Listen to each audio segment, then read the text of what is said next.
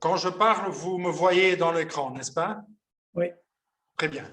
Alors, on commence. Soyez les bienvenus. Je commencerai évidemment par remercier les institutions qui sont à l'origine de cet événement, c'est-à-dire le ministère des Affaires étrangères portugais et la Banque européenne d'investissement. Je veux aussi remercier évidemment aux membres du panel, que je dirai quelques mots tout de suite, et un petit mot de remerciement pour le Cercle des économistes et le Syndicat d'énergie renouvelable qui ont été importants aussi dans la dissémination de la bonne nouvelle.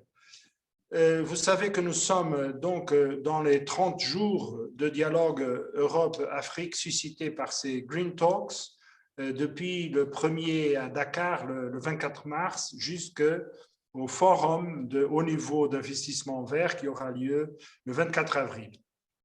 Il y a eu déjà plusieurs Green Talks du Caire à La Haye, de Harare à Helsinki, de Rabat à Berlin, plus d'une vingtaine.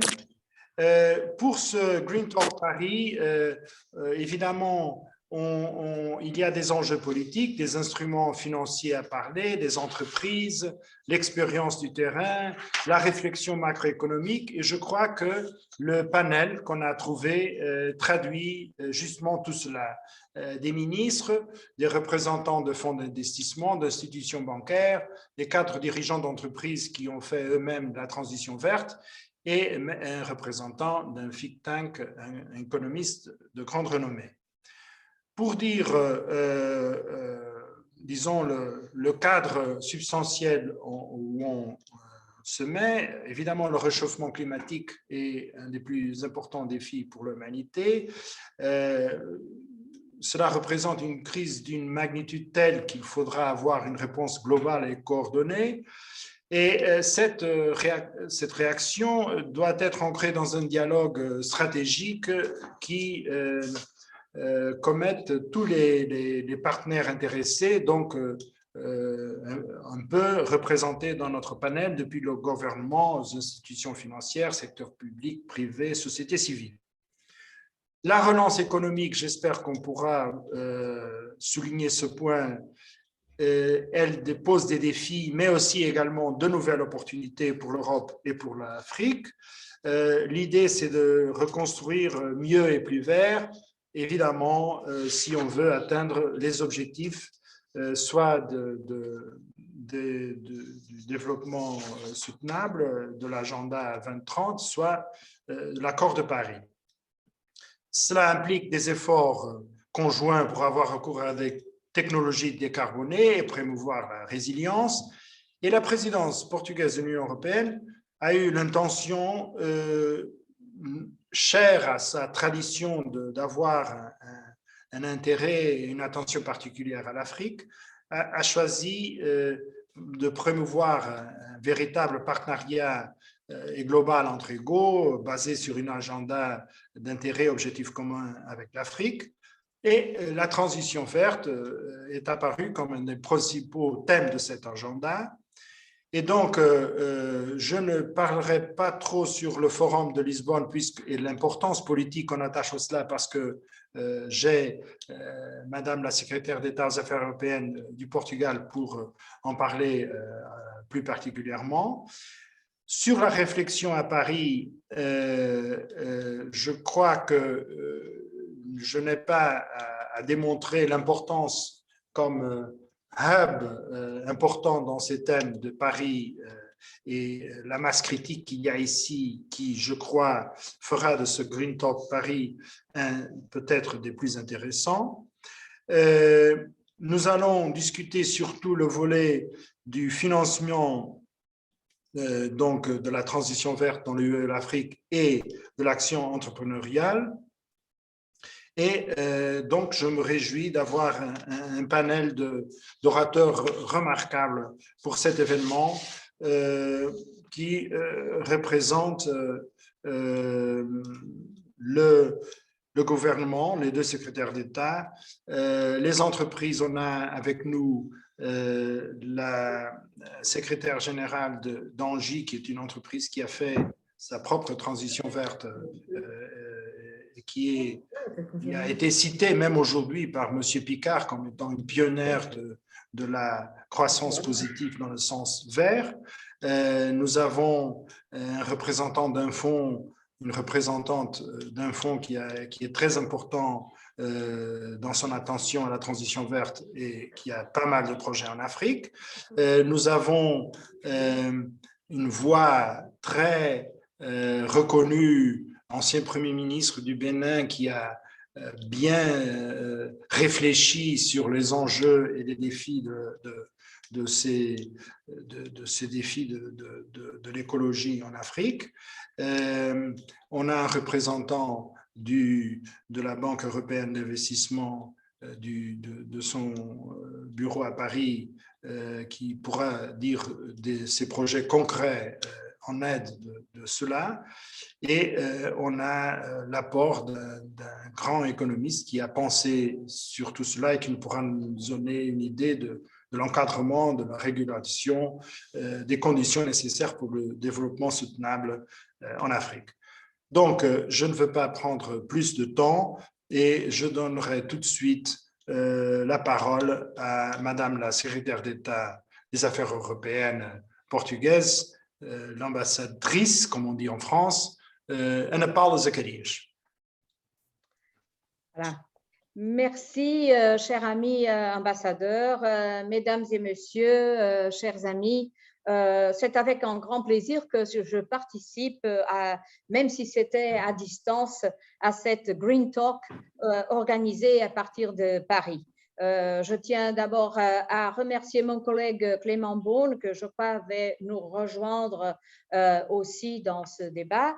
Et je voudrais souhaiter aussi, de mon côté, la bienvenue à cette pléiade fantastique d'orateurs qui se joignent à nous aujourd'hui. Enfin, je remercie chaleureusement notre partenaire de la BIE, dans la personne de Grégoire Le Drian, et aussi un remerciement à Georges Torres-Pereira qui a tant investi dans cette initiative. La présidence portugaise, comme il a dit, de la présidence du Conseil de l'Union européenne va déjà à sa moitié. Et sous la devise tant d'agir pour une reprise juste, verte et numérique. Et on fait de notre mieux pour construire cette Europe verte, neutre en carbone, qui sort plus soutenable de la présente crise pandémique et de ses terribles conséquences économiques. Notre priorité dans ce domaine est l'adoption de la première loi européenne sur le climat qui consacrera l'objectif défini dans le pacte vert de faire de l'Europe le premier continent neutre sur le plan climatique d'ici 2050. Nous promouvrons aussi les objectifs de décarbonisation, l'efficacité énergétique, la transition vers les énergies renouvelables, l'hydrogène vert, l'économie circulaire, la mobilité durable, la conservation et la restauration des écosystèmes et de la biodiversité. Cependant, comme nous le savons, l'Europe ne peut pas lutter toute seule contre le changement climatique. En fait, l'Union ne représente que 8% des émissions mondiales. Par conséquent, il est urgent de poursuivre en matière et de cette forme cohérente le dialogue avec les autres partenaires mondiaux, travaillant ensemble pour le succès contre la lutte contre le changement climatique. Et ce dialogue est particulièrement important avec l'Afrique. Afrique qui est elle aussi une des priorités de la présidence portugaise en matière de politique extérieure. Et la raison de l'importance de ce dialogue est très simple. Si l'Afrique est la région qui contribue le moins aux émissions de gaz à effet de serre, ce sont les pays d'Afrique qui souffrent le plus d'impact au changement climatique. Dans certaines régions d'Afrique, le rythme de réchauffement est 2 fois plus rapide que dans le reste du monde. Ces changements climatiques menacent en premier lieu le secteur primaire, l'agriculture, l'élevage, la pêche, l'exploitation des forêts, qui sont des secteurs clés pour l'économie et la sécurité alimentaire des pays. Il est donc nécessaire d'agir sans délai pour venir à l'aide des pays qui sont les premiers à subir les effets des changements climatiques, les aider à renforcer leur résilience, à s'adapter à ces effets. Le réchauffement de la planète nous demande de travailler ensemble. D'autre part, la transition énergétique, comme nous le savons, l'économie verte n'est pas une contrainte. L'économie verte est aussi une opportunité du point de vue de la croissance et de l'emploi. Elle est aussi une opportunité pour les marchés en Afrique comme en Europe. Alors, ce n'est pas uniquement défendre la protection de l'environnement, mais aussi de s'inquiéter du social, de la création de l'emploi, du développement durable. En effet, avec une gestion appropriée, l'action relative au changement climatique peut conduire à des emplois plus nombreux et meilleurs qualifiés et de meilleure qualité. Et c'est vrai en Europe et c'est vrai en Afrique. En partageant compétences techniques, financières, environnementales, nous pouvons certainement ensemble construire un avenir plus vert, plus résilient. L'Europe et ses États membres et la Banque européenne d'investissement constituent déjà le principal bailleur de fonds publics destiné à la lutte contre le changement climatique dans les pays en développement. Ils leur ont ainsi octroyé 23,2 milliards d'euros en 2019, soit 6,9% de plus qu'en 2018, et il en faut continuer. Il faut vraiment continuer ce dialogue entre l'Afrique et l'Europe, et cette initiative de Green Talks témoigne l'engagement de la présidence portugaise dans cet effort. Le Portugal, en partenariat avec la Banque européenne d'investissement, a décidé de lancer un mois de dialogue, comme l'ambassadeur vient de nous dire, entre les pays africains et européens sur le thème de la transition et l'investissement vert. Ce dialogue, qui se poursuivra dans plus de 26 villes africaines et européennes, mènera au forum de haut niveau Afrique-Union européenne sur l'investissement vert, qui va se tenir à Lisbonne le 23 avril prochain. Ce dialogue vert Union européenne-Afrique permettra de partager des points de vue aussi bien du secteur public que du secteur privé concernant le développement durable, l'investissement vert sur tout le continent africain et de renforcer ainsi des futurs projets en Afrique. Des investissements récents couronnés de succès seront examinés afin d'identifier les approches innovantes et des opportunités de mobilisation des capitaux publics et privés en faveur de la transition vers en Afrique et approfondir ainsi les investissements verts. En faisant de cet événement d'aujourd'hui un vaste dialogue interdisciplinaire, nous pourrons garantir que les résultats souhaités seront atteints et que l'Europe et l'Afrique trouveront des nouvelles voies et des possibilités de travailler ensemble pour un avenir plus vert. Voilà, merci de votre attention et je serai à votre écoute. Merci bien. Merci beaucoup, Madame la secrétaire d'État. Je trouve que vous avez fait l'introduction nécessaire pour qu'on comprenne bien l'importance que la présidence portugaise attribue vraiment à ce forum de Lisbonne le 23 avril. Vous savez que M. Clément Beaune, malheureusement, ne peut pas nous rejoindre en présentiel, comme on dit ici, mais il a enregistré son intervention et c'est ce que je m'en demanderai maintenant de passer, s'il vous plaît, son intervention.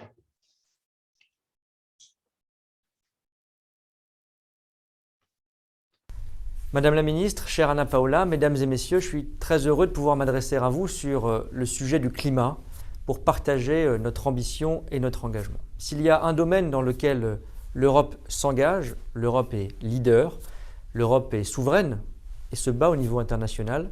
C'est bien celui du climat, celui de la lutte contre le changement climatique. C'est aussi bien sûr l'engagement de la France que nous portons à l'échelle européenne, à l'échelle internationale. Lors du sommet pour l'ambition climatique, le président de la République a indiqué notre volonté, qui est en œuvre, d'augmenter très significativement nos financements pour le climat, 6 milliards d'euros par an, d'augmenter notre contribution au Fonds vert pour le climat et d'autres engagements encore, car cette lutte contre le changement climatique n'est pas une option. Elle est notre obligation, elle est notre engagement.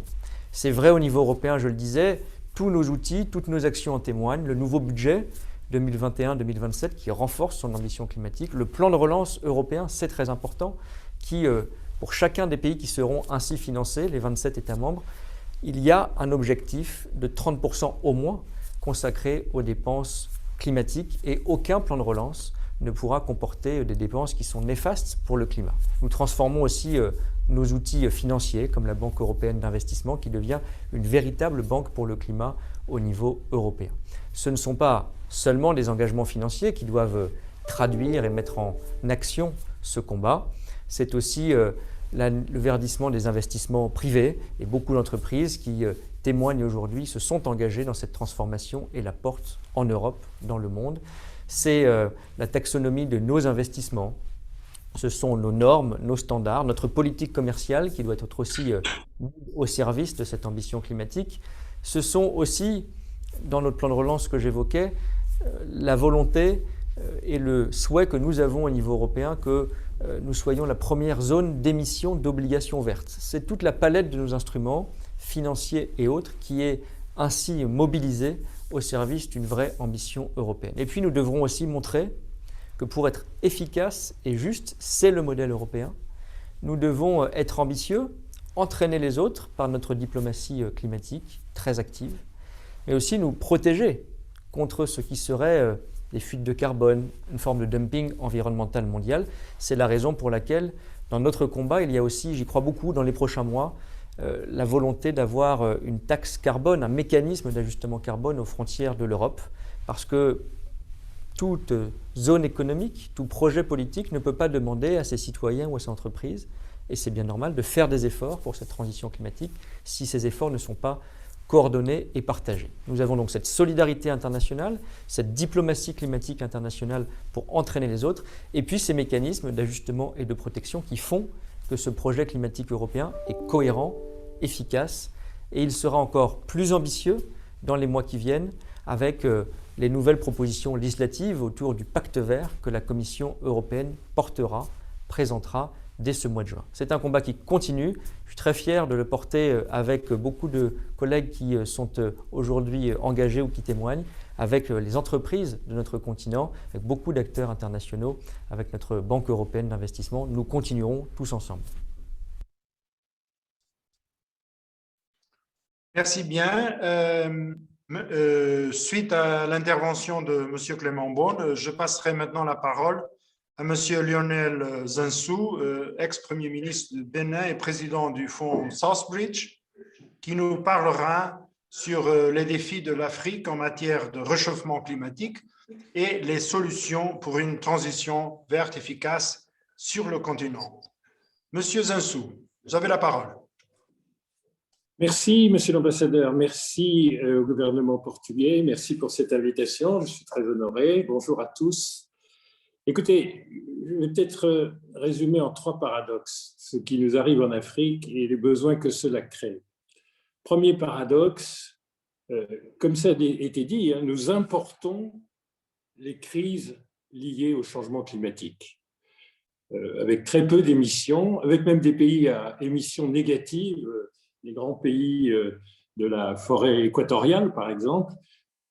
Nous ne contribuons pas au changement climatique, mais nous sommes, dans ce continent, parmi les premières victimes de ses conséquences. Deuxième paradoxe, nous sommes peut-être, en termes d'opportunité de nous adapter à la nouvelle situation, un des continents les mieux placés, parce que nous n'avons pas l'héritage d'une économie carbonée, et donc nous pouvons sauter une étape et ne pas passer par un mode de développement qui, s'il ressemblait au mode de développement des pays émergents, notamment de l'Asie, rendrait la planète invivable. Si nous avions les mêmes coefficients d'énergie fossile par unité de PIB que ce qu'on a pu observer en Chine, en Inde, alors véritablement, on a la capacité, avec notre 1,3 milliard d'habitants, de rendre la planète invivable. Donc, on ne passera pas par ce modèle.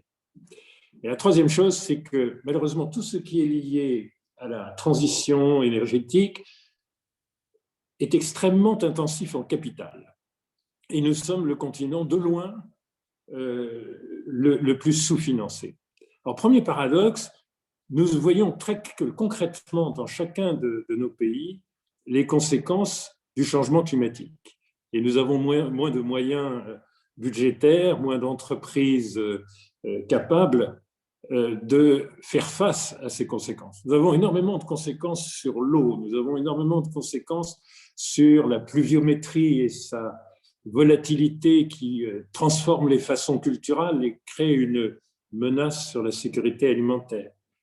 Nous avons des problèmes d'érosion côtière, nous avons des pays de l'océan Indien, quelques-uns dans l'Atlantique, menacés par la montée des océans. Nous avons, c'est très spectaculaire, avec la lagune célèbre de Saint-Louis du Sénégal, nous avons l'invasion de nos terres et la salinisation assez loin dans l'intérieur, parce que voilà, la montée des océans, elle commence d'avoir dans nos côtes à Lido des effets extrêmement sensibles. Elle dégrade les écosystèmes, elle dégrade les modèles économiques, elle dégrade les sujets très importants de la pêche, etc. Bon, nous avons une déforestation qui n'atteint pas de façon très significative la forêt équatoriale, mais toutes les forêts galeries sont en fait un peu dévorées par le monde moderne et les besoins d'énergie. Comme nous avons très très peu en fait d'énergie disponible pour les ménages, nous reposons plus que d'autres sur le charbon de bois, et le charbon de bois détruit la forêt et crée des conséquences considérables sur le plan des émissions. On pourrait parler de nos sols, et ça aussi c'est en partie lié et à la désertification et aux catastrophes liées à la pluviométrie, aux inondations, etc. Nous avons des problèmes de sol considérables. Et là encore, ça menace nos équilibres alimentaires. Donc, plus que d'autres continents, si vous voulez, nous sommes directement impactés dans le niveau de vie. Aujourd'hui, le changement climatique est un facteur qui ralentit ou qui annule beaucoup des progrès contre la pauvreté qui ont été accomplis, notamment dans les 20 dernières années, par une croissance plus forte. Et tout ceci est importé. Et ça crée évidemment un ressentiment extraordinaire, mais ça crée aussi à la communauté internationale quand même un besoin de regarder cette situation très particulière. Nous sommes les payeurs, mais nous ne sommes pas les pollueurs. Et ça veut dire, en termes de direction des flux financiers qui vont être nécessaires, simplement en termes de justice climatique, comme dirait le Premier ministre de l'Inde, en termes d'éthique, on ne peut pas dissocier le fait que nous sommes importateurs nets d'une catastrophe avec le fait que nous ne sommes pas importateurs nets des moyens d'y répondre. Le deuxième paradoxe, c'est que malgré tout, il y a des facteurs d'optimisme certains, parce que nous n'avons pas d'héritage. Vous voyez, par exemple, quand on constate que le Maroc est le premier pays qui va atteindre 50% d'énergie renouvelable dans son mix énergétique et qu'il le fait en avance de phase, il y a eu une volonté extrêmement déterminée et qui porte ses fruits dès 2021. Donc, quand on voit que le Maroc a atteint ce niveau et qu'on a des progrès très importants d'énergie renouvelable à travers tout le continent, avec une bonne maîtrise technologique, avec des bonnes pratiques qui s'échangent maintenant, non pas entre le Nord et le Sud, mais entre pays africains, on voit bien que nous avons des moyens de réponse endogènes parce que nous n'avons pas un héritage considérable de pollution et d'économie carbonée. Si vous prenez nos sols, oui, ils sont menacés d'acidification, d'appauvrissement, mais en revanche, nous sommes les plus faibles utilisateurs d'engrais chimiques et de façon générale d'intrants qui peuvent poser problème en matière de stabilité des écosystèmes. Donc, le fait de ne pas avoir d'héritage, ce que les historiens économistes appellent un avantage de l'arriération. C'est une formule, quand je l'utilise devant des étudiants africains ou des hauts responsables politiques, ça les agace énormément qu'on prononce le mot de backwardness. Mais enfin, l'avantage de l'arriération, c'est que nous n'avons pas cet héritage et nous pouvons être assez vite au premier rang des technologies les plus innovantes parce qu'on n'a pas à liquider toute une économie qui était liée à une économie carbonée. Vous voyez, il y a relativement peu de mobilité, relativement peu de transport aérien, etc. Donc, il y a des raisons particulières qui font que nous sommes en fait dotés de quelques moyens qui ne sont pas à la portée des pays qui doivent faire une transition en commençant par détruire un modèle avant d'en construire un. Nous avons la liberté de construire ce modèle. Et ça, c'est un des paradoxes qui est assez proche de quelque chose qui, de toute façon, doit être lié à la transition énergétique et qui est la révolution numérique. Je parlais récemment avec un grand opérateur de télécom en Europe et je lui demandais qu'est-ce que l'Afrique vous apprend sur le monde d'après. Ben, elle nous apprend que l'Afrique a 15 ans d'avance. 15 ans d'avance. Et où trouve-t-on l'avance? Dans les usages de la technologie. Et vous voyez une espèce de révolution des paiements, des transferts monétaires. Vous voyez une dynamique incroyable de l'e-commerce, etc., etc. Et donc, il y a eu une révolution des télécoms et il y aura une révolution énergétique en Afrique de la même ampleur. Nous n'avons pas la liberté d'avoir des villes polluantes au même niveau que le monde avancé. Nous allons bien devoir avoir des smart cities et une économie beaucoup moins polluante de notre urbanisation.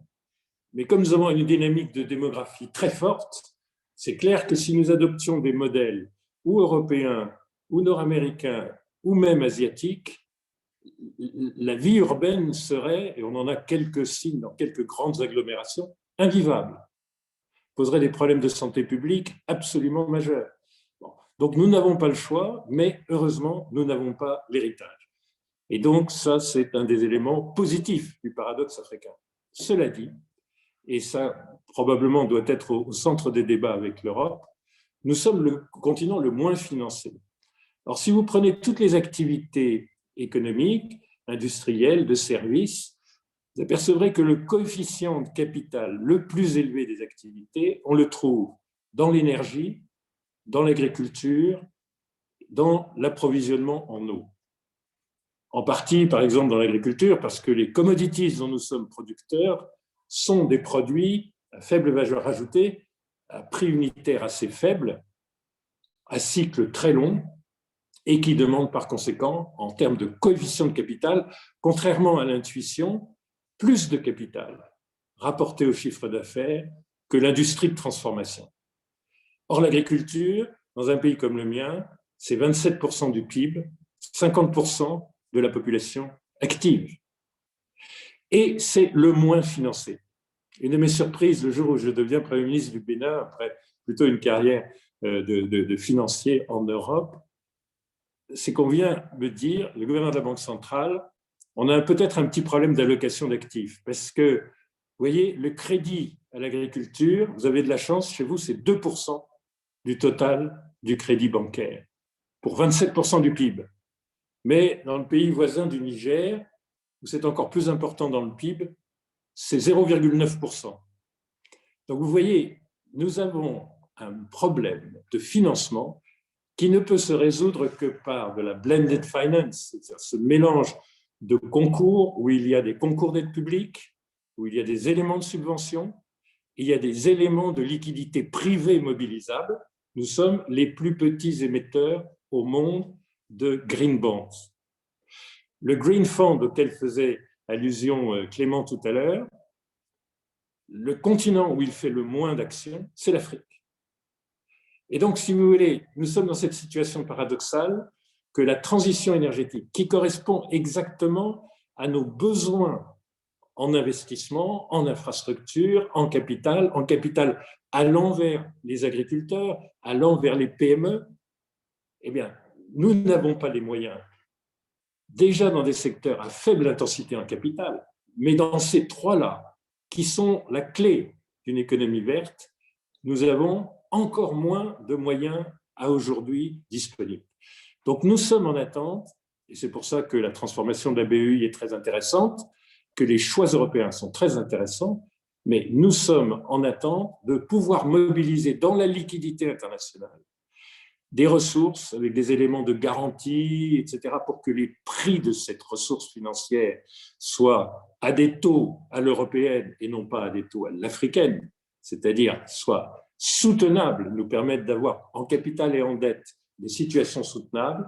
Nous avons besoin aujourd'hui, prioritairement, de moyens de financement adaptés, et on ne pourra le faire qu'avec là où se trouve l'épargne du monde, que nous savons d'ailleurs parfaitement rentabiliser et rémunérer, mais qui n'est pas chez nous, qui est dans la liquidité des grands marchés des pays avancés. Nous avons besoin d'une mobilisation exceptionnelle en capital comme en dette.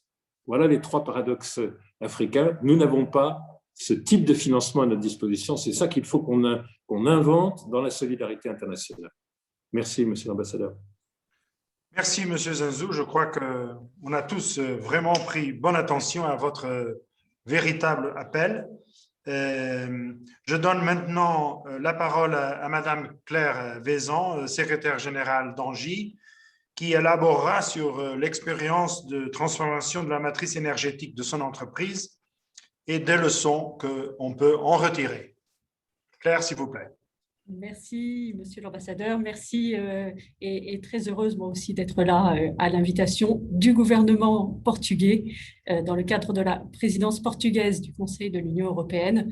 Je suis comme beaucoup d'autres, je crois, autour de cette table, très convaincue de la pertinence de l'échelon européen dans un certain nombre d'actions communes au niveau international et en particulier dans la lutte contre le changement climatique. Et c'est vrai évidemment pour le continent européen, mais c'est vrai aussi pour le reste du monde. Et je crois que les deux sont absolument clés. Alors, un mot d'abord pour se dire que, comme les uns et les autres l'ont dit, le sujet est absolument urgent. Les conséquences du changement climatique sont déjà là, et elles sont déjà là en particulier, Lionel Zinsou nous l'a rappelé, elles sont là en particulier en Afrique. Et c'est le résultat de notre action collective, puisque là aussi, comme l'a dit Lionel Zinsou, comme l'ont dit les autres intervenants, au fond, l'Afrique émet peu de gaz à effet de serre, mais elle est très directement touchée par les émissions de gaz à effet de serre qui sont celles de l'ensemble des autres économies. Alors, un mot sur Engie, et puis ensuite un mot sur les conditions, je crois, qui doivent être celles de la réussite de la lutte contre le changement climatique. Alors, Engie, c'est une entreprise du secteur énergétique. C'est une entreprise à présence mondiale, puisque nous avons 170 000 salariés dans le groupe et une présence qui est mondiale. C'est une entreprise qui, initialement, est une entreprise dont l'ADN est un ADN gazier, puisque pour ceux qui ont suivi la transformation de l'entreprise dans le temps, Engie, c'était avant GDF Suez et encore avant Gaz de France d'une part, Suez d'autre part. Donc, c'est une entreprise à l'origine gazière et c'est une entreprise qui a réalisé ces dernières années un très grand virage dans la transition énergétique en étant absolument convaincu que pour une entreprise du secteur énergétique, nous faisions partie de la solution et que si une entreprise du secteur énergétique ne s'inscrivait pas dans un business model axé sur la transition énergétique, eh bien, elle n'avait tout simplement pas un business model durable. Donc, très concrètement, qu'est-ce que nous avons fait? Nous sommes sortis de l'exploration de la production de gaz. Nous sommes sortis de la plupart de nos activités charbonnées. Il en reste un tout petit peu que nous entendons quitter d'ici 2027.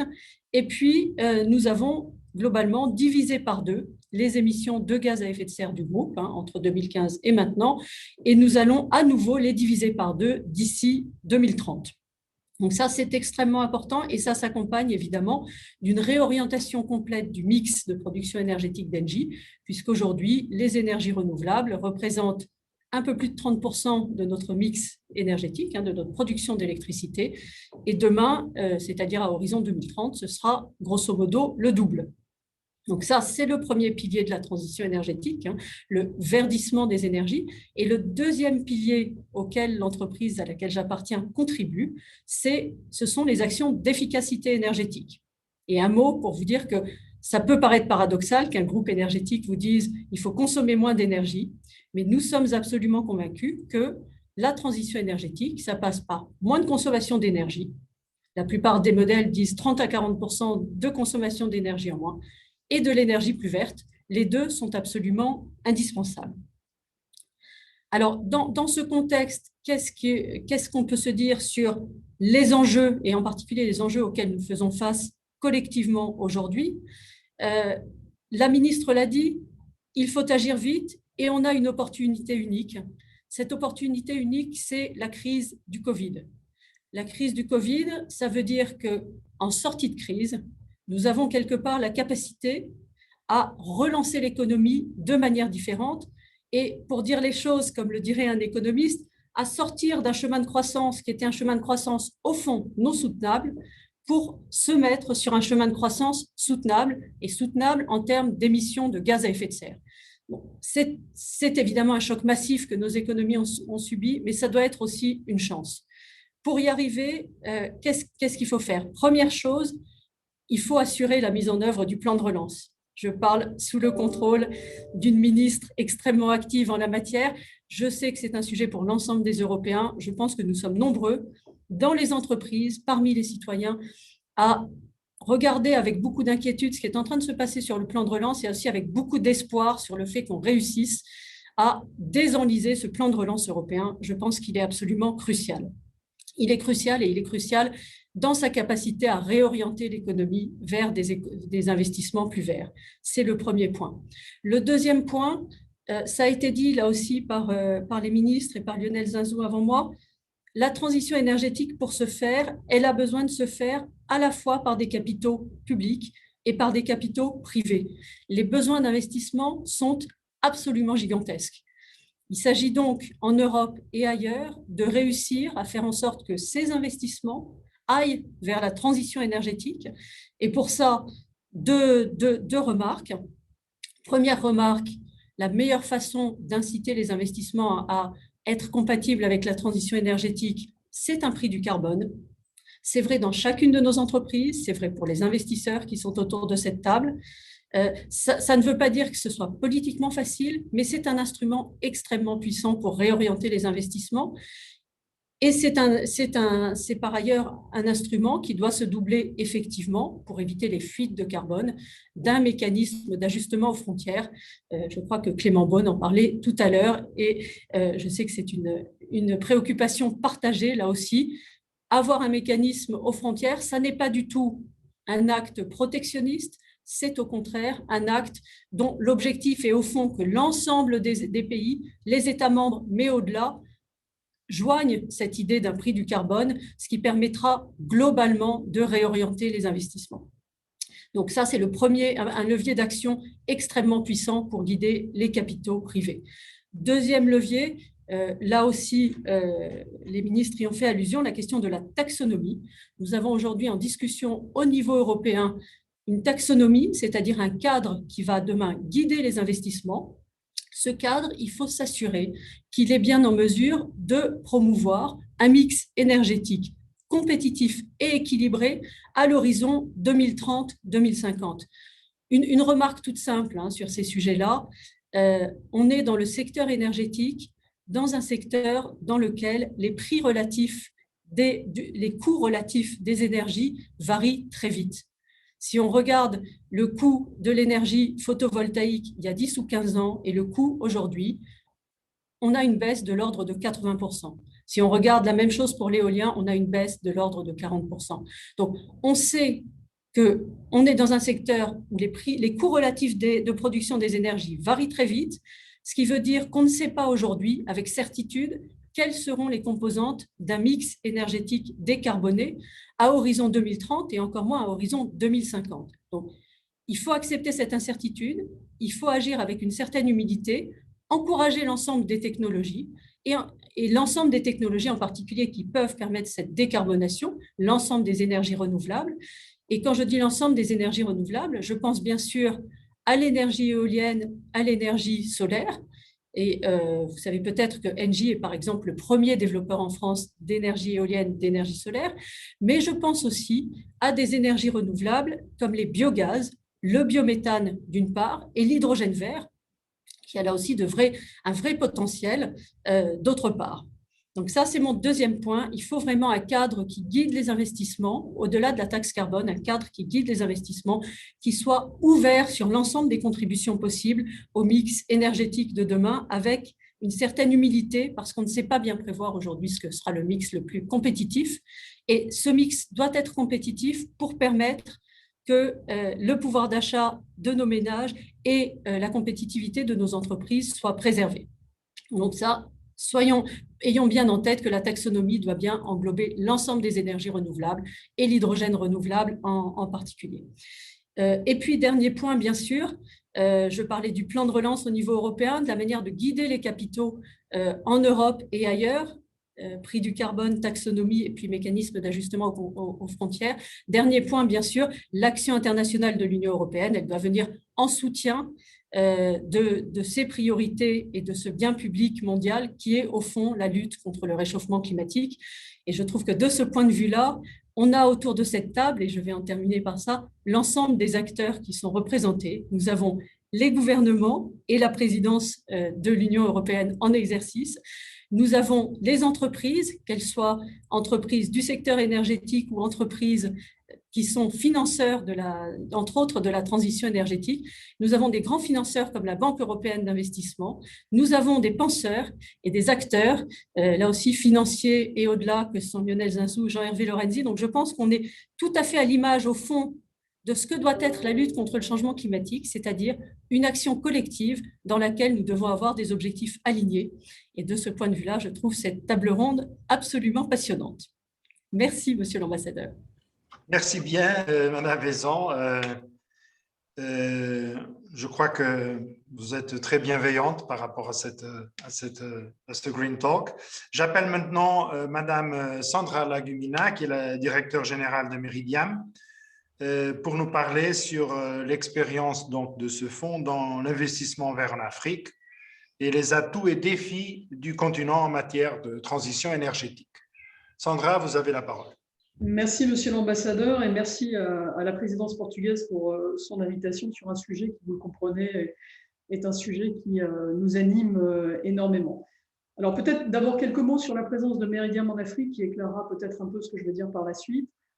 Quels sont les atouts que nous voyons en Afrique, les défis et éventuellement les pistes de solutions que l'on peut y apporter.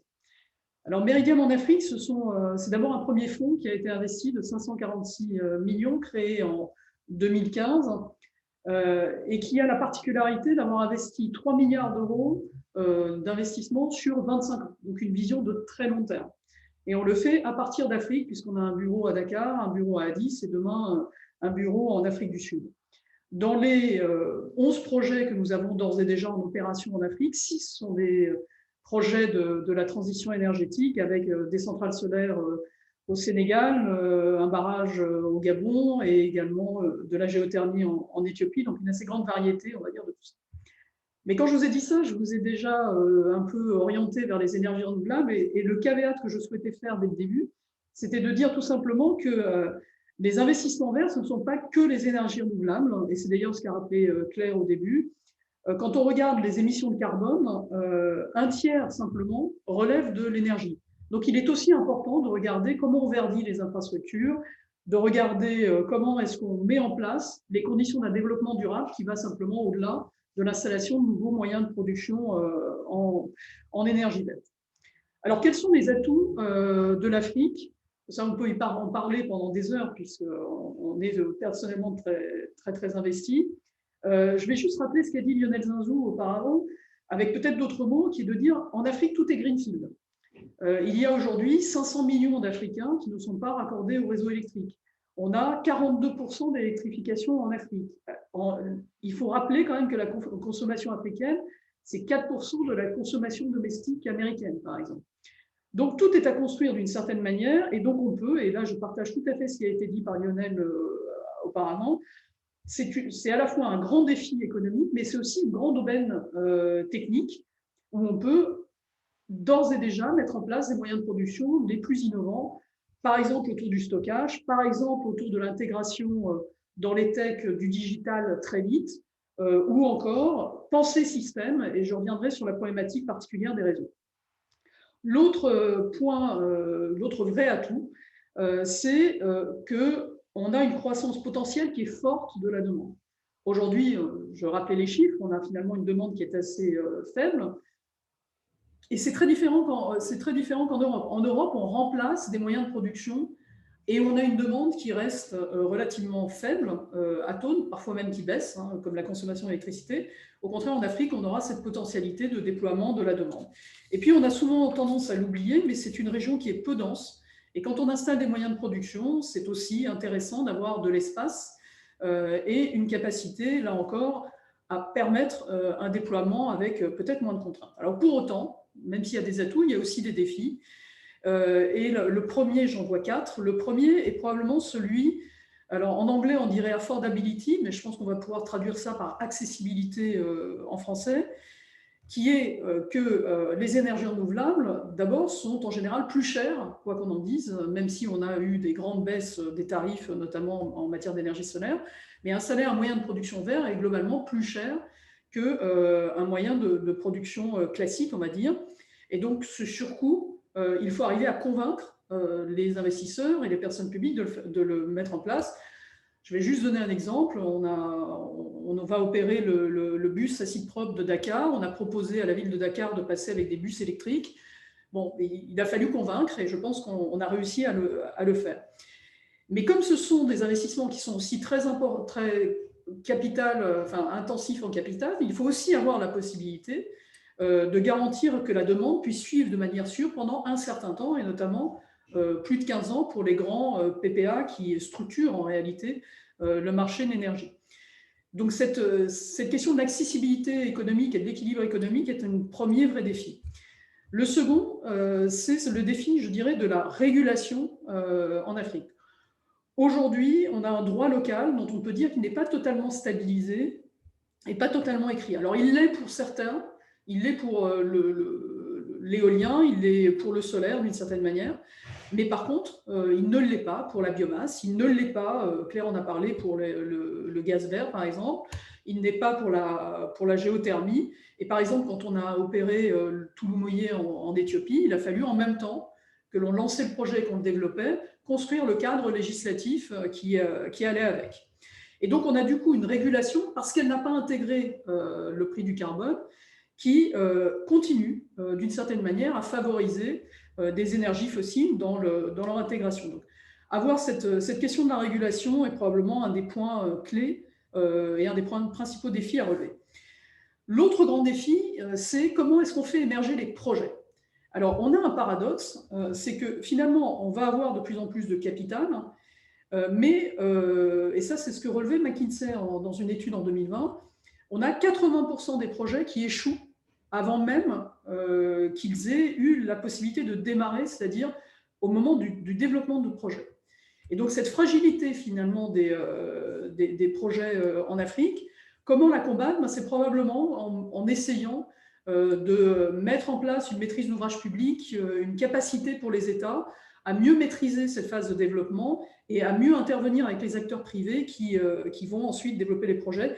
C'est par exemple ce qu'on a fait en créant la fondation AIFP, pour laquelle le ministère des Affaires étrangères nous a beaucoup soutenus, mais qui a aussi mobilisé un certain nombre d'acteurs privés et qui permet de former des hauts fonctionnaires de toute l'Afrique au financement de projets et à la conduite de ce type de projet. Le quatrième défi, c'est un peu particulier, je pense que certains y seront sensibles, c'est la vraie difficulté aussi en Afrique, c'est le réseau. la qualité des réseaux. Alors on pourrait dire, on va régler le problème en mettant des petits réseaux, des off-grid un peu partout. Il faut quand même avoir en tête qu'en 2050, la population urbaine va tripler en Afrique. On va avoir 1,3 milliard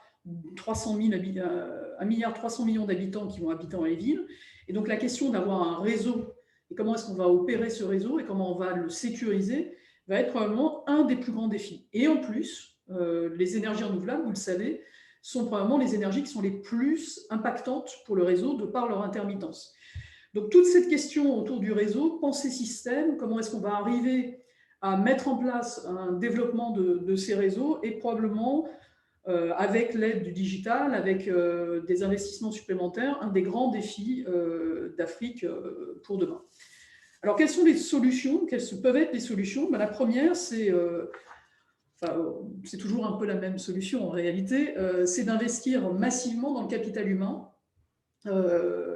D'abord, et puis aussi avoir une régulation, alors cette fois-ci non pas technique, mais aussi financière, qui puisse dès le départ intégrer les éléments d'impact d'ESG et qui permettent du coup d'orienter effectivement les investissements dans le bon sens. Et on peut saluer quand même l'action transversale des banques multilatérales de développement sur ces sujets qui vont dans ce sens. Et la BEI est très bien placée, je pense, pour nous exposer cela.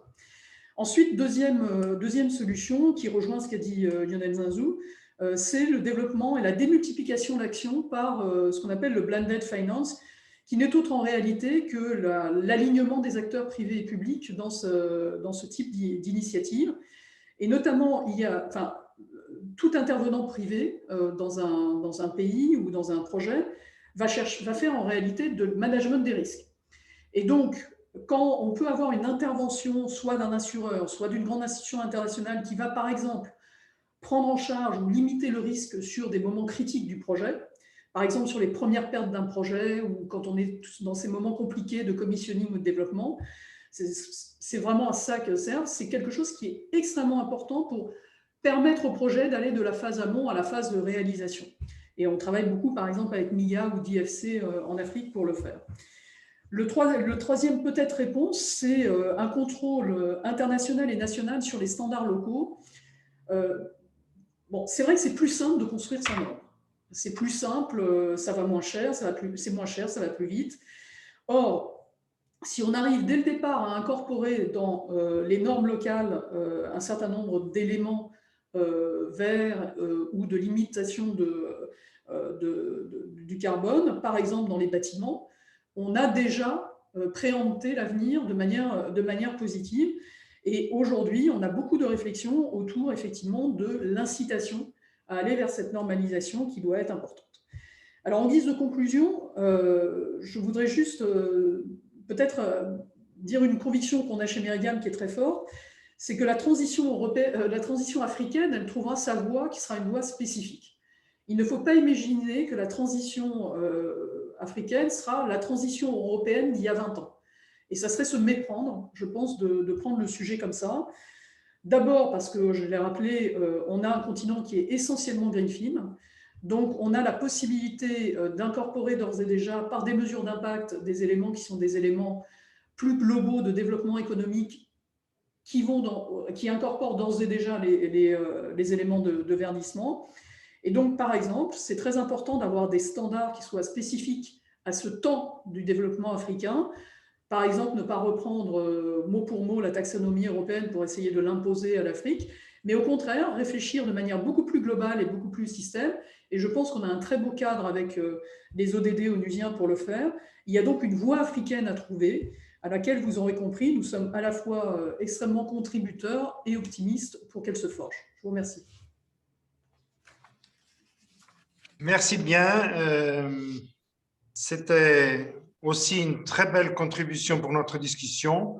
Avant de donner la parole à Jean-Hervé Lorenzi, je voudrais rappeler que vous pouvez, aux participants, que vous pouvez poser des questions sur le chat.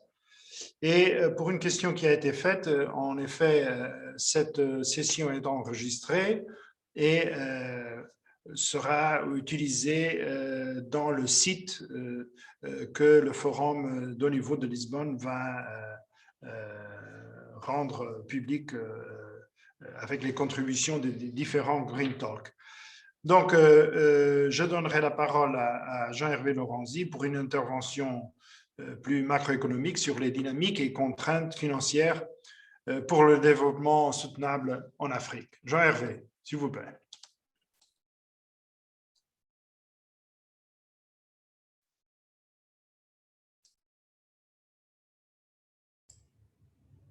Jean-Hervé, vous êtes sur mute? Audio, là, ça va? C'est ça, très bien. OK. Alors, je répète, ça me permet de le dire encore avec plus de conviction, je suis très heureux, très content de me dire qu'un grand pays européen va enfin redémarrer un dialogue entre l'Europe et l'Afrique. Alors, il se trouve que le thème est un thème particulièrement passionnant, qui est celui du verdissement de l'économie, celui de la lutte contre le réchauffement climatique. Il est intéressant parce qu'il fait converger les intérêts des uns et des autres, encore que c'est quand même d'abord et avant tout notre problème à nous en Europe. Mais disons que le fait de débattre, de rediscuter de manière très systématique avec l'Afrique est une initiative qui est formidable et dont je me réjouis à titre personnel. Deuxième remarque, tout ce qui a été dit est très intéressant. Je vais plutôt me situer dans la dernière partie de ce qu'a dit Lionel Zinsou, parce que je pense que le financement de ce qu'on a évoqué est extrêmement compliqué, extrêmement difficile, et qu'il ne faut pas éliminer ce problème. Bien entendu, les infrastructures doivent être, j'allais dire, traitées dans cette conception de verdissement de l'économie, mais ce dont les pays africains ont besoin, c'est évidemment d'eau, d'énergie, de routes, de formation, de tout ce qui, au fond, apparaît comme ce que François Pérou appelait soigner, nourrir et libérer les hommes. C'est de ça dont il s'agit. Et bien évidemment, tout ce qui a été évoqué, et notamment par Sandra et par Claire, est très passionnant parce que ce sont des acteurs, mais on est soumis, chers amis, à une contrainte que je vais essayer non pas de lever, mais en tout cas d'essayer de réfléchir aux conditions qui peuvent permettre de le lever. Je suis d'autant plus sensible que j'arrive juste de Dakar, où j'ai vu le président du Sénégal, qui lui-même va devenir président de l'Union africaine, et que, comme vous le savez, le Sales Economist, auquel nous sommes deux à appartenir avec Claire, avait, il y a 1 an et demi, travaillé déjà à ce qu'on appelait le consensus de Dakar, puis avec l'OCDE, le Centre de développement de l'OCDE, nous nous sommes réunis à de nombreuses reprises, qu'il va y avoir dans quelques jours à Montpellier, une réunion sur le financement de l'économie africaine. Et donc, tout ça converge vers la tentative et le souhait, l'exigence de surmonter une difficulté qui est une difficulté majeure. Alors, les chiffres sont très impressionnants. Kristalina Georgieva avait chiffré pour 2020-2023, la période, les besoins en financement capitaux propres et en investissement direct de l'Afrique, de l'ensemble des 54 pays africains, à 1200 milliards de dollars. Je peux vous dire qu'on n'y est pas, tout simplement parce que déjà en 2019, on avait eu une réduction des flux de capitaux qui était d'un peu plus de 10%, et en 2019 et en 2020, d'un peu plus de 40%. Donc, le sujet est évidemment une urgence immense de trouver des financements pour ces investissements, et évidemment les investissements verts, mais c'est une partie des investissements, avec le souci qu'ont, à mon avis, tous les dirigeants africains, mais je m'exprime aussi sous le regard bienveillant de mon vieil ami Lionel Zinsou, qui est beaucoup plus compétent que je ne le suis, avec ce souci de 2 mots-clés, les taux d'intérêt et la dette. Taux d'intérêt, tout simplement parce que l'investissement en Afrique est par nature pénalisé par des taux d'intérêt que nous ne connaissons plus depuis longtemps dans les pays de l'OCDE. Il m'a expliqué que les pays bien cotés avaient le moindre investissement était à 6-7%, et pour les pays un peu moins cotés étaient des pays qui atteignaient les 10-12%, ce qui évidemment rend l'investissement extrêmement compliqué.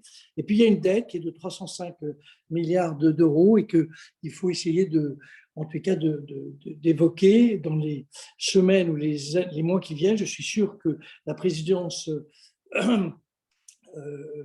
portugaise aura traité ce sujet, tout simplement parce que quand on regarde bien 305 milliards d'euros, au fond, c'est énorme, mais ce n'est pas grand-chose par rapport à tout ce que nous créons tous les jours.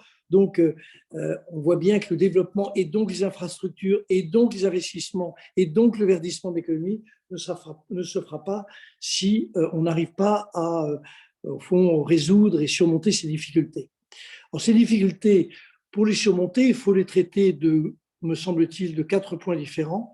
Le premier point, c'est qu'il faut repousser, alors c'est déjà en cours, mais repousser de manière plus vigoureuse la dette des pays africains, donc les chiffres que j'ai évoqués, en fixant par exemple le fait qu'on rediscute de ce problème de dette au moment où l'ensemble des pays africains retrouvaient le niveau de croissance qu'il aurait eu s'il n'y avait pas eu les événements de 2020 et 2021. Donc, ceci à la fois intègre la baisse de la production du PIB du continent et évidemment l'augmentation qu'elle aurait eue, puisque, comme Lionel le souligne souvent, l'Afrique est un taux de croissance global qui est très important, évidemment beaucoup plus important que celui de l'Europe. Donc, si vous voyez que premier aspect, c'est ce point-là. Deuxième aspect, si nous voulons investir en Afrique, et je ne fais que reprendre ce que j'entends dire partout, il faut que le risque qui est pris en Afrique ne soit pas surestimé dans des conditions que je trouve inimaginables et qui font que les agences de notation survalorisent le risque de tout investissement.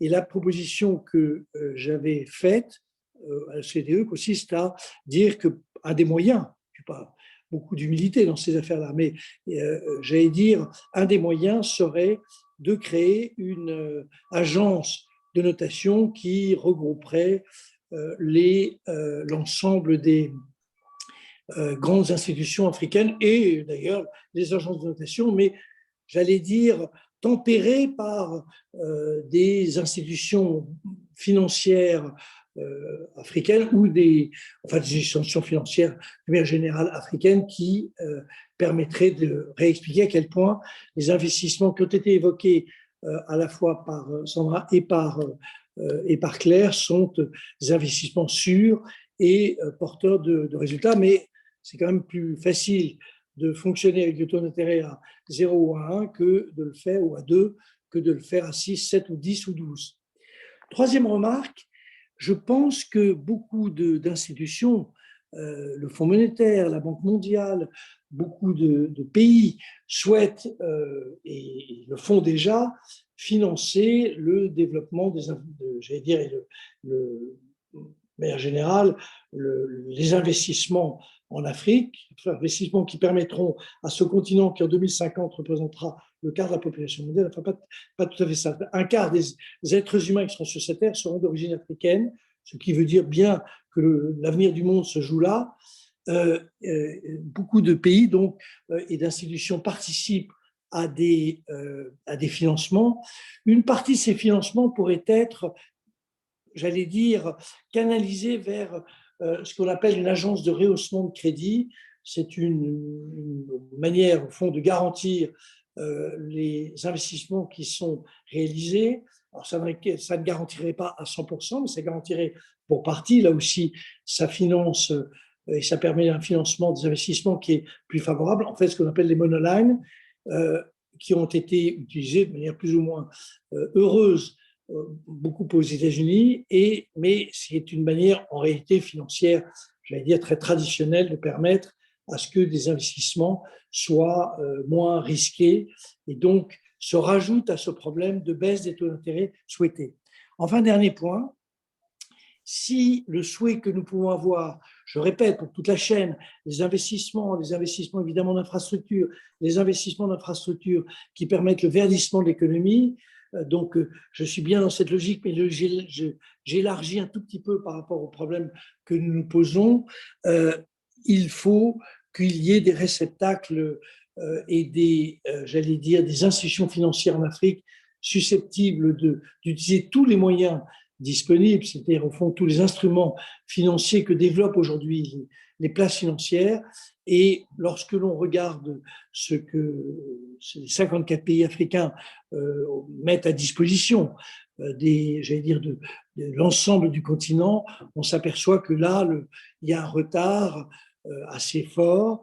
C'est pas un retard qui est assez, à mon avis, assez facile, pas facile, qui n'est pas si long que ça j'allais dire, rattraper, tout simplement créant peut-être des hubs de finances, peut-être 3, 4, 5, 6, évidemment à partir de ce qui existe déjà, il y en a un nombre non négligeable, mais beaucoup de choses, par exemple, se passent aujourd'hui au Maroc, et c'est peut-être là où on peut imaginer que d'autres grandes cités financières peuvent être, et places financières peuvent être développées en Afrique de l'Ouest, en Afrique de l'Est, et puis peut-être des places financières moins importantes, des bourses un peu, j'allais dire, réparties partout sur le continent.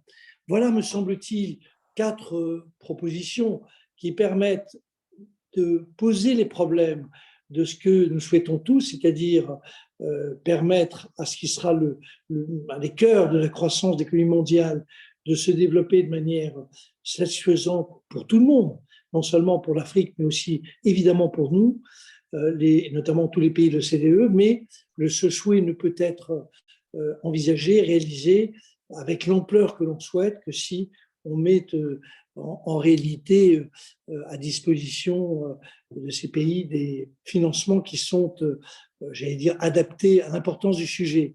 Or là, c'est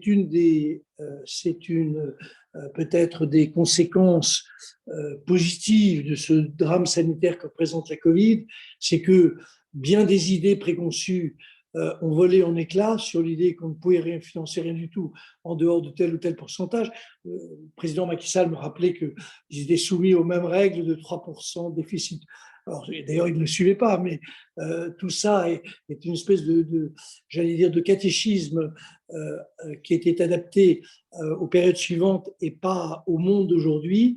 Et donc, on peut imaginer que la prise de conscience du monde que d'ailleurs une partie du monde a bien compris, la Chine l'a bien compris, la Chine et l'Inde, mais que les pays de l'OCDE n'ont pas encore tout à fait pris en compte, et je bénis le ciel que le Portugal porte ce discours-là, que l'on puisse penser les sujets de développement, et évidemment de développement vert. C'est une condition sine qua non. Je n'aurais pas du tout rentré en contradiction avec ce qui a été dit, mais ça fait partie d'un ensemble plus large, cette perception de l'importance que aura le financement de l'investissement en Afrique. Et je souhaite évidemment à tous nos amis portugais, au gouvernement portugais, je lui souhaite le succès dans des discours qui vont être, j'allais dire, très novateurs, et des dialogues qui sont enfin repris entre nos deux grands continents. Merci beaucoup.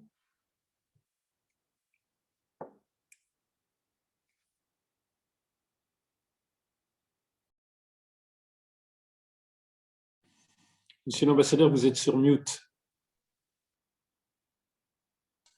Je disais que je remercie Jean-Hervé et je voulais dire que je vais faire un tout petit changement au déroulé parce que Madame la secrétaire d'État a un autre compromis et doit s'en aller, et je souhaiterais qu'elle profite aussi pour faire un commentaire sur les travaux de notre Green Talk. Merci Georges, merci Monsieur l'ambassadeur. Et je suis désolée, mais j'ai une autre conférence qui, dans quelques minutes, exactement sur le même thème, mais avec l'Amérique latine. Alors, vous voyez que c'est quelque chose qu'on fait au niveau des grands partenaires de l'Union européenne, parce que on voit ici, et je vous remercie infiniment pour les commentaires, pour les observations, pour cette capacité que vous avez tous montrée. J'étais bien à l'écoute. énormément d'expertise, énormément de connaissances. Mais tout ça nous amène à voir qu'on a un énorme défi au niveau interne, au niveau de l'Union européenne, voir comment faire pour avoir le verdissement de notre propre économie, de lutter contre le changement climatique, d'utiliser nos instruments financiers à nous, les plans de relance, les 30% du plan de relance, comment est-ce qu'on va le faire?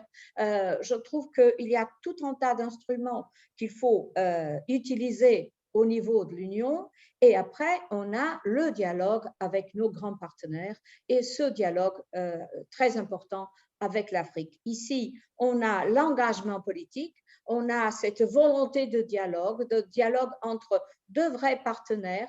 J'ai écouté d'une façon très intéressante l'idée d'une voix africaine. Il y a une voix africaine et il faut le surveiller, il faut le comprendre, il faut l'écouter. Il y a un engagement de coopération au développement. Il y a tout un tas aussi d'instruments financiers qu'on met maintenant sur la table avec les nouveaux instruments financiers européens aussi pour la coopération. Et il y a finalement un engagement économique en tant que partenaire, en tant qu'investisseur, en tant que business, un investissement qui rejoignent les banques bilatérales, les banques multilatérales pour le développement et aussi le secteur privé, le secteur public. Alors, je trouve que c'est vraiment important de continuer ce débat. Je suis contente que cette partie des Green Talk Paris, ont eu ces énormes capacités d'expertise de discuter toutes ces questions liées au financement et d'écouter très clairement la nécessité d'agir et de faire en sorte que tout ça va rapidement. Et rapidement parce que, comme l'ancien Premier ministre du Bénin l'a dit, ça a un impact sur les moyens de vie, sur l'agriculture, sur l'eau, sur les écosystèmes, sur les modèles de production et comme ça sur la jeunesse, sur l'emploi, sur la migration. On n'a pas dit ce mot jusqu'à présent, mais il est là aussi. Alors, il faut bien continuer ce débat. Je suis désolée de ne pas continuer avec vous, mais je sais qu'on va faire, tous en résumé de tous ces Green Talk pour avoir finalement l'idée de mettre tous ensemble et avoir vraiment des importants atouts que vous avez donnés. Et je vous remercie infiniment pour toutes ces opinions, pour toute cette participation que pour nous, comme présidence, c'est très importante. Merci bien. C'était vraiment un plaisir. J'espère qu'on pourrait se revoir dans ce domaine numérique ou bien personnellement dans une prochaine fois. Et merci. Merci surtout, Georges, pour avoir organisé cette conférence. Et bon, et on y va. Il faut continuer. C'est ça. C'est temps d'agir. C'est la présidence portugaise. Il faut continuer. Merci. Merci bien, Madame le secrétaire d'État. Et alors, je donnerai la parole à Grégoire Chauvière-Le Drian, le chef du bureau du BEI à Paris, pour nous parler de l'action de la banque dans la promotion de la transition verte en Europe et en Afrique. Vous avez la parole. Merci, Monsieur l'ambassadeur, et merci également à la présidence portugaise pour avoir organisé cet événement réussi malgré les difficultés que l'on connaît et qui s'inscrit donc dans la préparation du sommet de Lisbonne à la fin du mois. Je voudrais remercier également, apporter mes remerciements à tous les intervenants que j'ai écoutés très attentivement, et je suis très honoré aujourd'hui d'être à leur côté pour présenter le rôle de la Banque européenne d'investissement qui a été mentionné à plusieurs reprises. Ce n'est qu'une solution parmi d'autres, mais en tout cas, ça nous oblige dans notre action et dans la stratégie que l'on cherche à développer. La BEI, c'est la banque de l'Union européenne, c'est la banque des États membres qui investit chaque année donc de l'ordre de 70 milliards d'euros vers des projets qui répondent à des priorités de politique publique européenne, avec 4 axes principaux, les infrastructures, qui étaient le cœur d'activité historique de l'institution, le financement des PME, via notamment sa filiale, le Fonds européen d'investissement, l'innovation et l'environnement. Et la BEI s'est engagée très tôt dans le financement de l'environnement et de la transition énergétique, avec un engagement qui a été réaffirmé en 2015 au moment de la COP21, avec un engagement qui était à l'époque de 25%, mais dont l'ambition a été relevée en 2019, après les dernières élections au Parlement européen, et la très forte conviction qui s'est exprimée qu'il était nécessaire d'aller plus loin et de mobiliser plus de financement pour accélérer cette transition. Et la BEI s'est donc donné l'ambition, soutenue par l'unanimité des États membres, c'est important de le souligner, de devenir la Banque européenne du climat et d'être donc l'acteur financier européen qui sert ainsi le projet du Green Deal de la Commission et en suivant pour cela une nouvelle stratégie qui a été définie en novembre 2020 et qui repose donc sur 3 piliers principaux. La première, le premier pilier, c'est la définition d'une nouvelle politique énergétique avec l'exclusion notamment des projets mobilisant des énergies fossiles. Dans cette stratégie, notamment donc pour qualifier l'émission des projets et la qualité des projets, nous intégrons dans notre analyse un coût du carbone. Ça a été mentionné à plusieurs reprises aujourd'hui. On intègre donc notre TRI dans l'analyse de notre taux de rentabilité interne, un coût du carbone qui d'ailleurs va aller croissant, suivant en cela les recommandations qui avaient été faites par France Stratégie, et qui vont, pour justifier un financement d'un projet qui serait émetteur de carbone, il faudrait alors qu'il y ait des externalités positives extrêmement fortes qui viennent compenser le coût du carbone et donc la détérioration du TRI environnemental du projet. Cette première politique est une politique d'exclusion donc des projets principalement gaziers.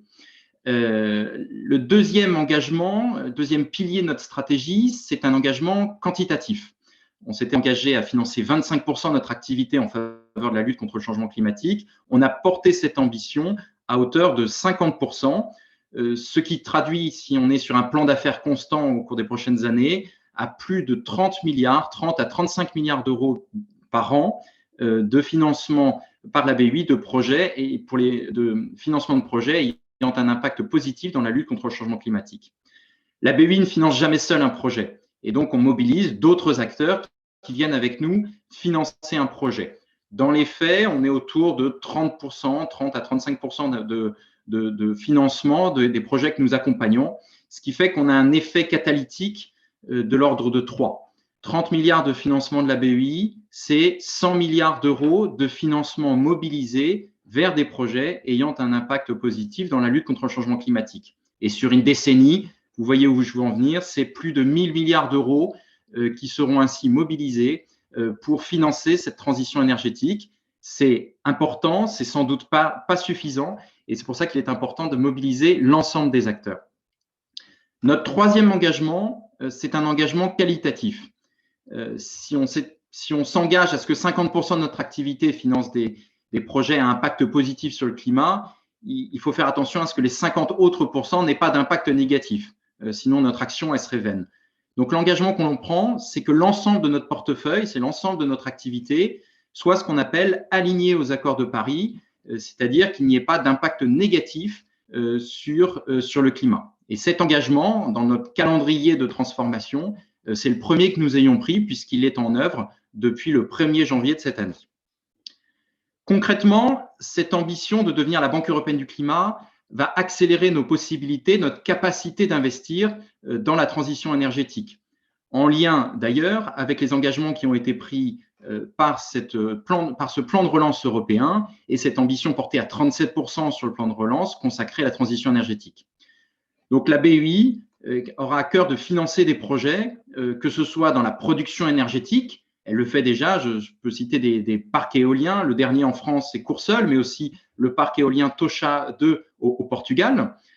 La BEI investit dans la réduction de la consommation avec un grand plan de rénovation thermique, que ce soit des bâtiments privés avec le soutien des sociétés de tiers financement au niveau régional, mais aussi la rénovation des bâtiments publics, les hôpitaux, les universités, les lycées, les collèges, pour accélérer cette transformation et réduire notre consommation. Mais la BEI investit aussi dans des solutions innovantes, convaincue, et Claire le rappelait tout à l'heure, que le mix énergétique de demain, on ne le connaît pas forcément et qu'il faut investir dans l'innovation. On a investi auprès de Meridiam, dans la société Voltalis, qui développe des compteurs intelligents organisant des micro-coupures au moment des pics de consommation. On a investi dans Forsea Power pour développer des solutions d'hydrogène pour les bus et donc pour le transport collectif propre. Ce sont des exemples pertinents qui témoignent d'un foisonnement de projets européens et notamment en France où cette ambition de 50% est déjà dans notre activité, puisqu'en 2020, nous avons financé 48% de nos projets en France vers des projets ayant un impact positif sur le climat. Et cette ambition, ce foisonnement de projets, cela nous conforte dans le besoin d'augmenter notre activité sur ce secteur pour assurer l'ambition de décarbonation du continent européen. Il y a aujourd'hui une double conviction à la BEI. La première conviction forte, c'est qu'il n'y a pas d'arbitrage entre l'investissement que l'on peut faire face à la pandémie, et on continue à le faire en finançant des entreprises, en finançant des hôpitaux, et l'ambition en faveur du climat. La croissance de demain sera une croissance résiliente, décarbonée. Et on assiste aujourd'hui à une véritable transformation, on pourrait dire une destruction créatrice, pour reprendre les mots d'un autre économiste émérite du cercle des économistes. Cette transition énergétique, c'est aussi, et ça a été rappelé, une opportunité. Et c'est notre conviction. C'est pour cela que nous investissons aujourd'hui dans l'investissement, dans l'innovation, pour favoriser la recherche et trouver des solutions de demain. Nous voulons d'accompagner de façon importante l'entreprise Safran à hauteur de 500 millions d'euros pour investir dans sa recherche et son développement d'un secteur aéronautique décarboné. Et nous investissons donc massivement dans l'innovation en faveur du climat. Et c'est le sens de la mobilisation du vice-président français, Ambroise Fayol, en charge et du climat et de l'innovation, notamment sur les innovations qui développent des solutions pour le climat et qui s'exprimera en ce sens au sommet donc de fin avril. Notre seconde conviction, c'est que ces efforts d'investissement de l'Union européenne, il faut avoir la même ambition, la même portée en dehors de nos frontières et le même niveau d'exigence dans notre activité de financement dans les pays émergents et en particulier au premier rang desquels l'Afrique dont on a beaucoup parlé aujourd'hui. C'est le sens des efforts que nous faisons aujourd'hui pour accompagner et faire émerger des projets structurants sur le continent africain en intégrant les spécificités de ce continent comme cela a été rappelé. Certains pays comme le Kenya ou le Rwanda ont fait des efforts fantastiques pour porter cette ambition et notre rôle est d'accompagner ces dynamiques. Ça a été rappelé par M. Zinzou, Monsieur le Premier ministre, l'Afrique est le continent qui contribue le moins au réchauffement climatique, mais qui souffre pour autant le plus du changement. Le rôle de la BEI, c'est d'accompagner les pays les plus vulnérables, les plus exposés au changement climatique, en s'assurant d'une vraie inclusion sociale. La BEI finance toujours des projets en intégrant les éléments financiers de chacun des projets, c'est son rôle de banquier traditionnel, mais dans son évaluation, elle va mener une évaluation technique du projet financier pour s'assurer de sa viabilité à long terme, mais aussi des externalités, c'est-à-dire l'impact environnemental, l'impact social que le projet peut avoir sur un territoire. Et c'est son analyse de la qualité du global du projet intègre l'ensemble de ces externalités. La BEI fera tout ce qu'elle peut. Elle investit en Afrique déjà plus de 2 milliards d'euros par an et elle fera plus si on lui en donne les moyens et les mandats pour financer ce bien public qu'est l'environnement.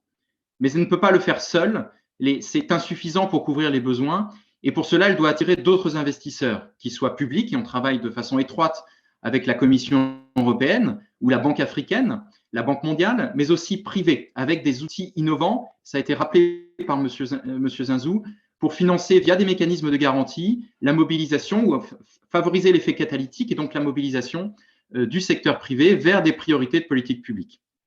Plusieurs partenariats ont donc été mis en place avec la Commission européenne, la Banque africaine, comme dans le projet Desert to Power, pour développer dans les pays du G5 Sahel des sources solaires d'énergie, des initiatives telles que le Great Green Wall pour favoriser le développement d'infrastructures résilientes et sûres d'accès à l'énergie.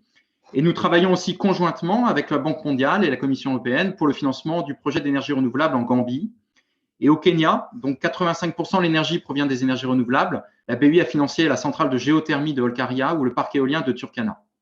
Nous finançons aussi également des solutions de transport collectif, comme le métro du Caire ou Alexandrie, ou le déploiement de fermes solaires comme à Ouarzazate au Maroc, ça a été évoqué, ou le recouvrement du toit des écoles en Égypte.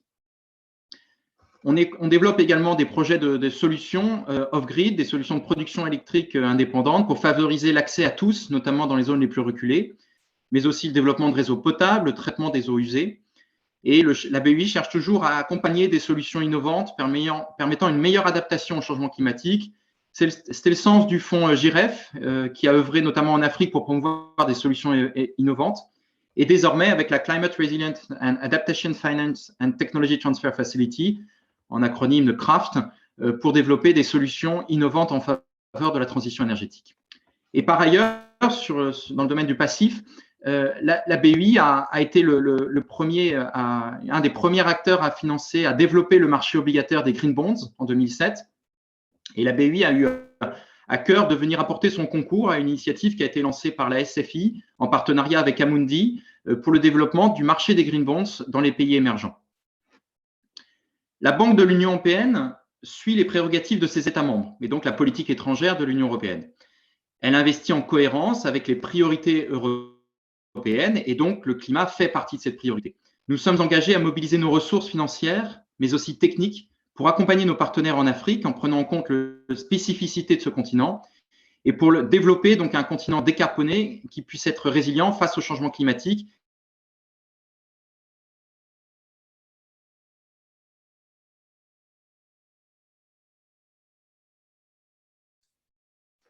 Je crois qu'on a eu un petit problème technique avec la fin du commentaire de Chauvière-Le Drian.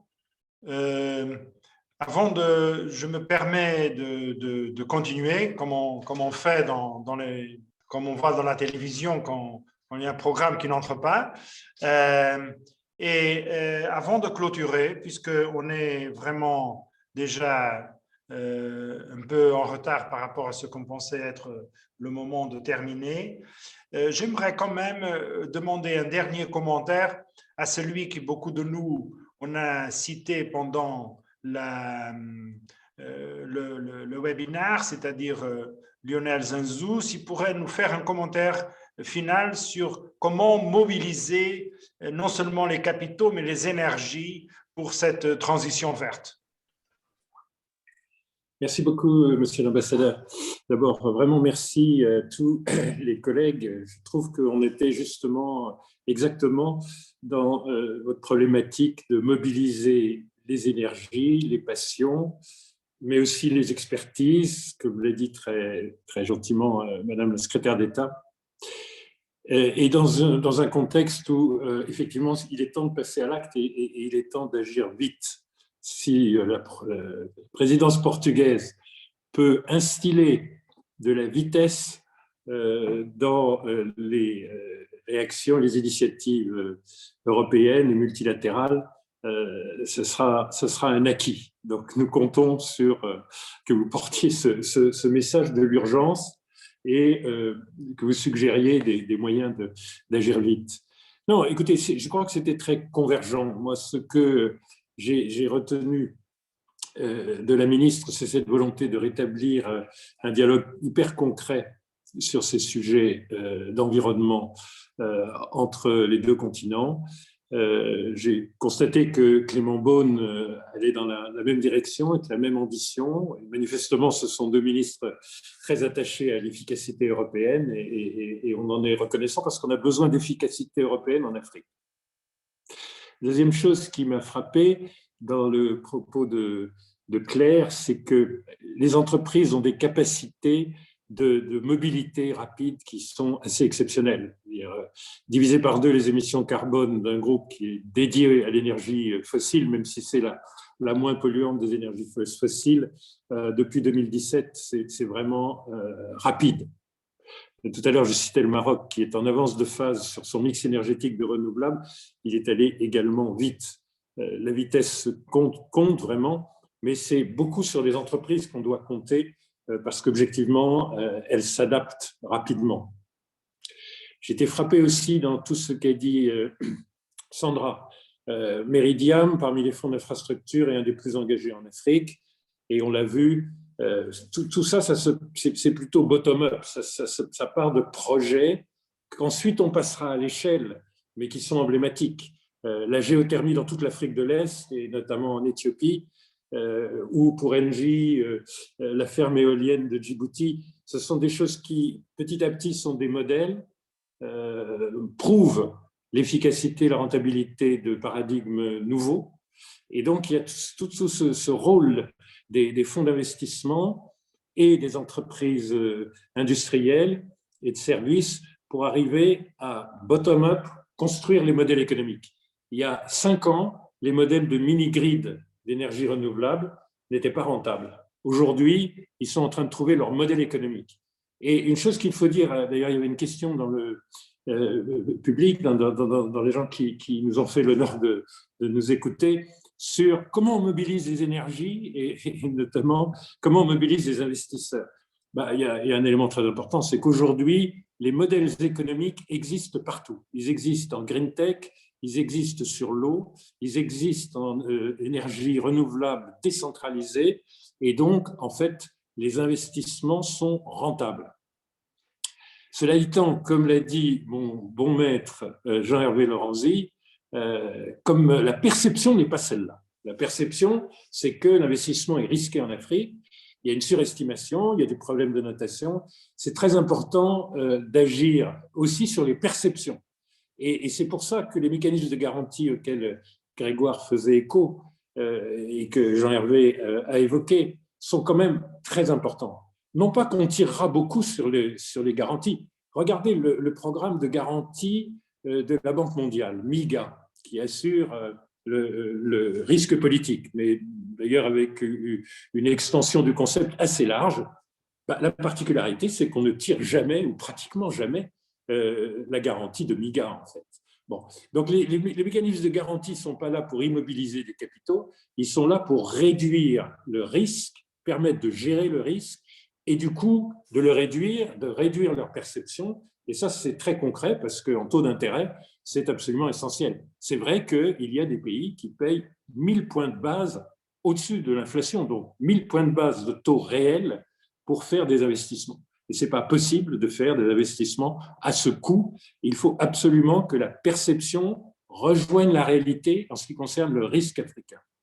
Et le risque notamment dans les infrastructures d'énergie.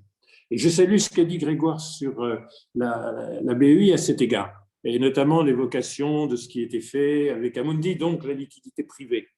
Et puis l'institution multilatérale, la BEI, appuyée par la SFI, la BERD, et ce qu'ils vont faire dans quelques mois, quelques semaines, sur les impact bonds en matière sociale. Parce que, comme l'a dit Jean-Hervé, il y a aussi des sujets de capital humain, de formation, de santé publique qui sont étroitement reliés. Et donc ça, c'est très important que l'Afrique, qui n'a pas été destinataire principalement des green bonds et pas du tout des social bonds, entre dans ce jeu. Et c'est très important, et là c'est une demande directe, monsieur l'ambassadeur, à la présidence portugaise, au forum du 23 avril, à la participation de votre Premier ministre à la réunion avec l'Afrique au sommet de Paris le 18 mai, et à la réunion du Fonds monétaire international en juin. Le Fonds monétaire international, sur une idée de l'Union africaine, qui a été relayée très vite par l'Union européenne et très vite par le président Macron et Madame Merkel, se sont associés ensemble, ont coproduit entre Afrique et Europe l'idée d'un concours très important qui a été fixé à 650 milliards de distribution, d'allocation de droits de tirage spéciaux du Fonds monétaire international. C'est déterminant. Combien sera la part de l'Afrique? Elle n'est pas fixée. C'est pour ça qu'on a besoin de la présidence portugaise pour mettre en œuvre l'idée que les Européens vont flécher une partie des concours de DTS dont ils n'ont pas besoin vers l'Afrique. Si on atteignait 100 milliards, ça serait déjà 4% du PIB du continent. Ça n'augmente pas la dette. Et donc, nous, ce dont nous avons besoin, c'est sur cet élément important, le Fonds monétaire qui va l'administrer, et depuis que l'administration Biden a levé l'interdiction, la prohibition de cette idée afro-européenne, et donc maintenant que c'est possible, faire en sorte que le Fonds monétaire accepte et trouve les moyens avec l'Union européenne de flécher des concours au-delà des quotas aux proportions du PIB des pays africains, flécher des concours supplémentaires, parce que du coup, on passerait d'une trentaine de milliards à une centaine ou plus de milliards de dollars. Cet apport, alors qu'on n'a pas pu mettre sur la table des plans de relance de l'ampleur des pays qui peuvent faire de la création monétaire libre et qui ont une capacité de s'endetter à des taux d'intérêt voisins de zéro, ce serait parfaitement bienvenu, n'accroîtrait pas la dette. Et il faut également suggérer au Fonds monétaire international qu'elle laisse les États africains en matière d'allocation de cette distribution de DTS, flécher ça vers des investissements de long terme concernant et le climat et les autres biens communs, les autres biens publics, ne serait-ce que pour réaliser les objectifs de développement durable des Nations Unies. Mais on a été efficace dans le désendettement de l'Afrique à partir des années 2004-2005, avec les programmes pays pauvres très endettés, où le service de la dette était non pas consacré à des remboursements, puisqu'ils étaient annulés, mais à des infrastructures sociales. Et maintenant, on a un peu le même besoin de double fléchage, qu'effectivement l'Union européenne abonde les concours qui vont aller vers le continent, parce qu'il y a une différence entre mobiliser notre quote-part, c'est-à-dire 1,5% du PIB, ou d'être à 4 ou 5% du PIB, et ce fléchage européen, et d'autre part le fléchage vers ce qui est peut-être aujourd'hui encore le plus difficile à financer, des infrastructures de biens publics. Ça, c'est la demande spécifique où vous êtes à la présidence de l'Union qui est pour l'instant la plus solidaire du continent africain sur quelque chose qui, par son ampleur, est considérable. Vous voyez, la BEI est de plus en plus appréciée en Afrique. Elle dépense 2 milliards en investissement, dans financement d'investissement en Afrique. Et elle le fait très bien à la base, avec énormément d'initiatives qui sont un peu des pilotes remarquables. Maintenant, 100 milliards, c'est utile aussi. C'est pour ça qu'on compte sur le Portugal. Écoutez, merci bien. Je crois que j'ai bien fait. C'était judicieux de faire le outsourcing du wrap-up final dans l'expertise de M. Zanzou, qui d'ailleurs a bien profité pour faire passer un message très important à la fin que j'ai bien reçu et je comprends d'ailleurs l'extrême importance de cette dernière remarque. Il me revient donc maintenant de clôturer ce débat. Je crois qu'il a été extrêmement productif. Il a eu la richesse et le volume des informations ciblées et actuelles qui, je crois, donnent vraiment une contribution à ce qu'on veut faire, à ce vrai dialogue UE-Afrique sur ces sujets de la transition verte. Je crois que donc on a une attente encore plus forte sur ce que sera la discussion au Forum de Lisbonne. Il ne me reste qu'à remercier les membres du panel et de l'audience. Et d'ailleurs, rappeler que si cette discussion vous a intéressé, vous pouvez accompagner le forum lui-même de Lisbonne. J'ai mis dans le chat le lien d'Internet où il y a déjà des informations sur le forum. Et je veux encore une fois dire que les membres du panel étaient magnifiques. Je souhaite que une continuation de votre enthousiasme, de votre énergie et à très bientôt. Et merci bien encore une fois. Merci.